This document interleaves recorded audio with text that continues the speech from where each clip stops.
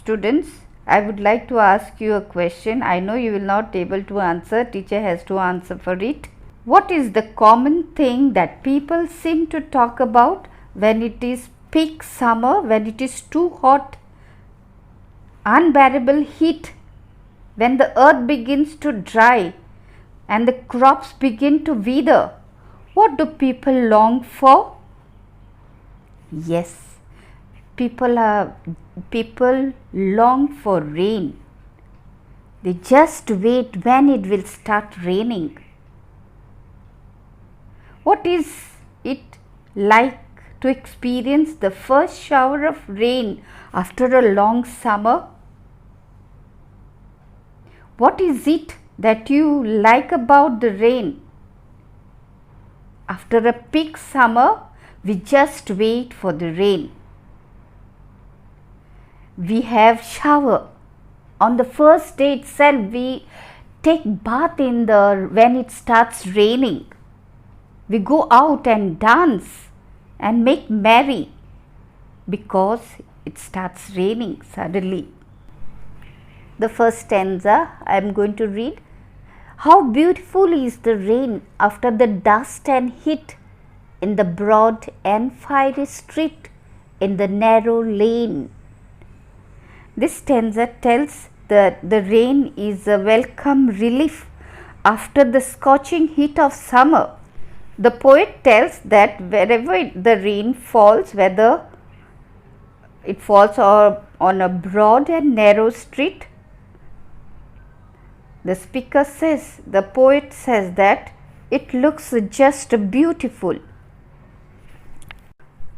How it clatters along the roofs like the tramps of hoofs. Here the poet tells us about the sound the rain makes. Here he compares the sound of the rain to the sound of the horse's hoofs. Like the tramp of hoofs, how it gushes and struggles out from the throat of the overflowing spout. The rain flows freely and it flows straight when it gathers in the neck of the spout. The speaker, that is the poet, thinks that it is struggling to get out with the same force from that spout. Spout here means a tube-like opening through which liquid can be poured out. Across the window pane it pours and pours, and swift and wide with a muddy tide. Like river, down the gutter rolls the rain, the welcome rain.